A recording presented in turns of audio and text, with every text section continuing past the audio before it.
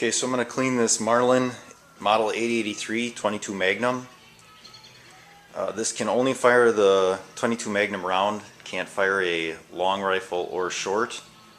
Coincidentally, the 22 Magnum rounds are just as hard to find as the 22 long rifle or the shorts.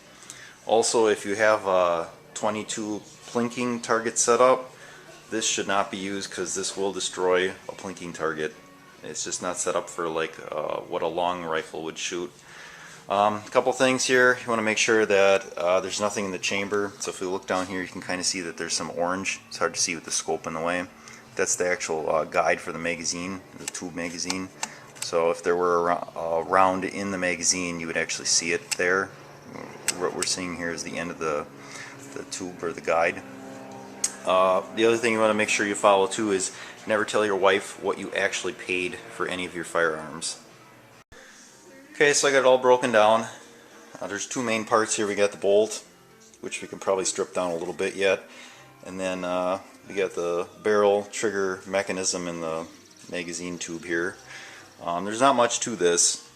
Might have something to do with you have to chamber each round with the bolt. Unlike a 249, which is belt fed and automatic, seems to be a lot more parts with that, a lot more time spent cleaning.